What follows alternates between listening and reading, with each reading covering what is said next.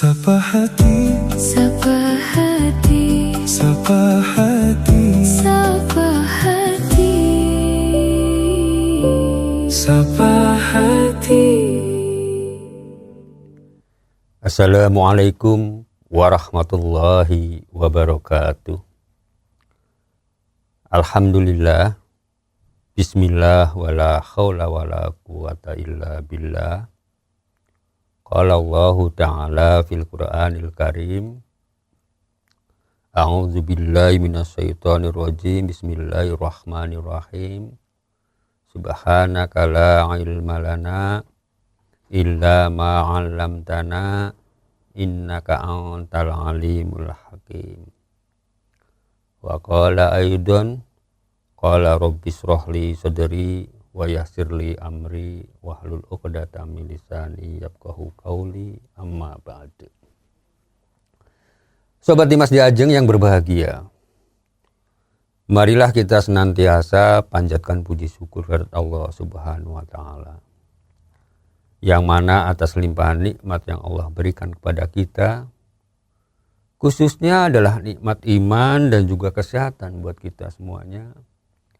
Alhamdulillah, sampai dengan kesempatan ini kita masih bisa bertemu kembali. Sobat Dimas Diajeng yang berbahagia, mari kita lanjutkan kembali ya pembahasan kemarin ya, di mana yang namanya satu musibah atau bencana atau apapun jenisnya yang seperti itu, ini tentu akan membuat setiap manusia yang mengalaminya ini tentu akan mengalami satu kepedihan yang luar biasa ya, mengalami satu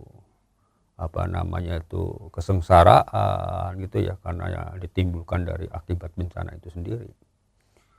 Bahkan ya biasanya kalau yang namanya bencana-bencana itu kan juga kadang-kadang juga memakan korban gitu kan. Apakah korban dari manusia itu sendiri maupun juga hal yang lain ya, seperti binatang ternak dan seterusnya. Itu biasanya seperti itu ya. Dan tentu ini akan membuat dampak bagi orang yang tertimpa musibah itu sendiri maupun orang lain ya, yang sebagai keluarganya atau saudaranya ini tentu akan mengalami satu kepedihan yang mendalam ya, apalagi kalau kita ngomong orang yang tertimpa langsung musibah tersebut ya, yang terkena bencana itu. Nah, namun tentu di sini yang paling penting ingin saya sampaikan adalah bahwa sebetulnya kalau dalam ajaran agama kita, dalam Islam ini, asal orang itu memang orang yang beriman gitu ya, artinya orang yang tidak dalam keadaan yang bermaksiat pada Allah Subhanahu wa taala. Kalau terjadi hal yang seperti ini, dan tentu pada saat tertimpa hal yang seperti ini ya, apakah itu karena tenggelam atau karena tertimbun longsoran atau tertimpa reruntuhan bangunan, seperti kalau kita lihat gempa ya. Nah, gempa kemarin itu kan ya luar biasa dahsyatnya itu ya. Kalau kita lihat di negara lain, termasuk juga yang pernah terjadi di Indonesia gitu. Atau mungkin karena seperti bahaya tanah longsor misalnya. Itu kan bisa dibayangkan orang yang dalam kondisi yang sedang tidak waspada gitu kan, ataupun ya waspada cuma tidak sempat untuk menghindarkan diri. Nah, ini kalau tertimpa kan secara otomatis kita tidak bisa membayangkan bagaimana sakitnya, bagaimana penderitaannya ya, bagaimana kengeriannya, kan begitu ya. Tapi Allah ini kan juga maha adil, maha penyayang. Artinya bagi orang-orang yang tertimpa seperti ini ya, itu kan juga kalau orang tersebut itu pada saat tertimpa ini dalam kondisi hatinya iman pada Allah Subhanahu wa taala, ya, berpasrah diri, bersabar, ya, dengan penuh keikhlasan. Ini tentu dalam agama kita ini kan orang yang kena meninggal seperti ini kan termasuk golongan orang-orang yang tergolong syahid, ya, atau mati syahid. Ya, kalau kita bicara soal mati syahid kan tentu kita punya gambaran atau pengetahuan kita bahwa yang namanya mati syahid itu kan ya suatu pahalanya yang sangat luar biasa, ya, yang mana bahwa itu pasti dijamin masuk surga. Ya, karena kita tahu bahwa kalau kita ngomong soal mati syahid ini, menurut para ulama dan juga apa-apa yang kita ketahui dari hadis-hadis Nabi besar Muhammad SAW, itu kan memang ada beberapa kategori, ya, artinya tidak mutlak bahwa yang namanya mati syahid itu adalah yang maju ke medan perang, ya, artinya melawan musuh-musuh Islam gitu kan, dalam kancah pertempuran, dalam membela agama atau membela negara.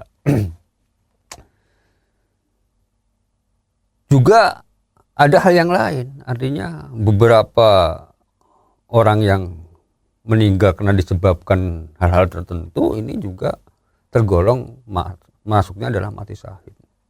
Karena dalam kategori ini kan sebetulnya kalau kita ngomong ini adalah ada juga namanya mati syahid itu kan ada, kalau kita kelompokkan itu, ya, kalau menurut para ulama itu kan ada mati syahid yang syahid dunia akhirat gitu kan, ada syahid dunia saja, ada juga syahid akhirat. Jadi ada 3 kelompok.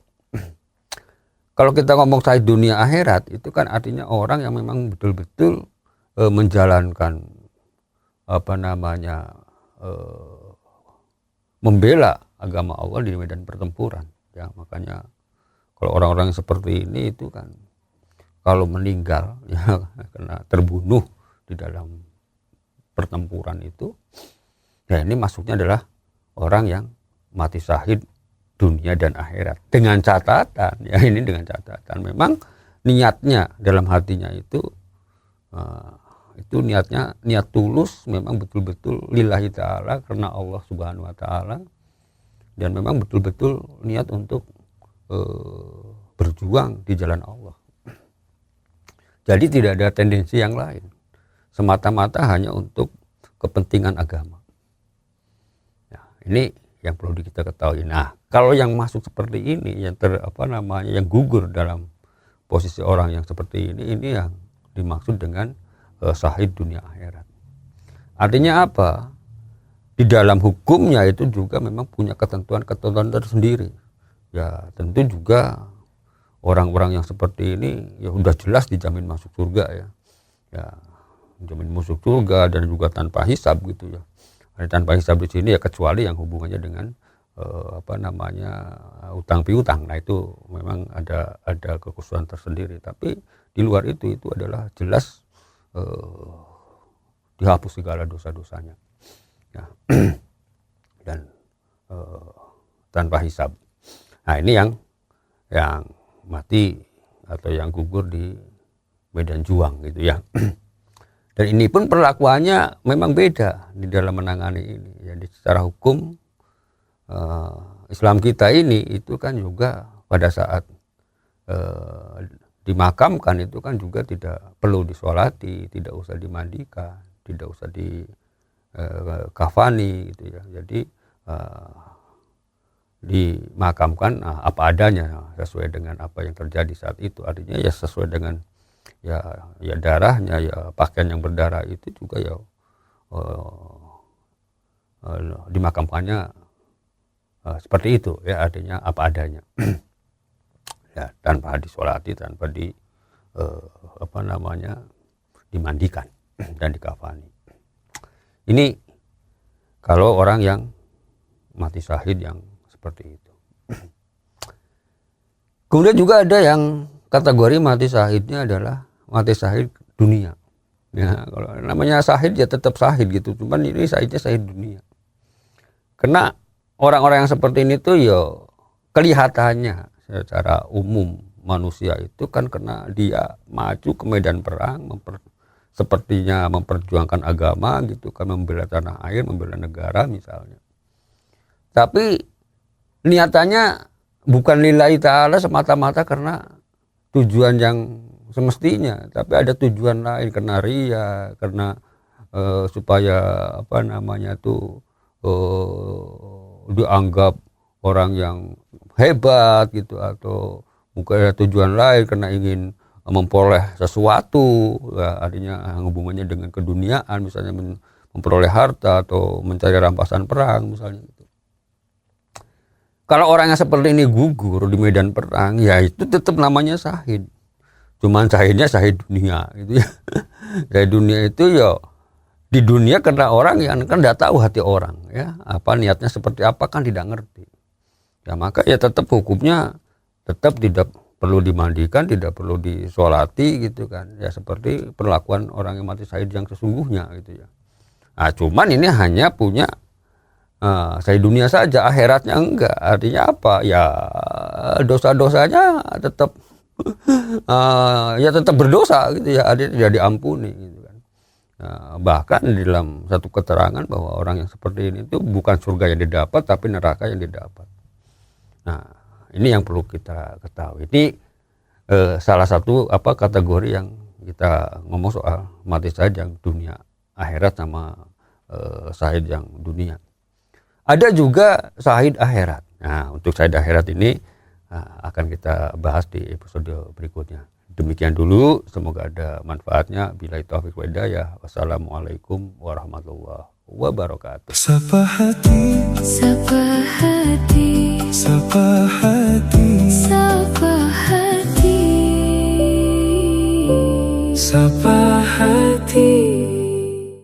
Untuk saran dan masukan, silakan WhatsApp ke Gus Agus 0896 8811 6615. Dipersembahkan oleh Ziman, enzim antioksidan aktif, menjaga kesehatan dan memperpanjang usia Anda.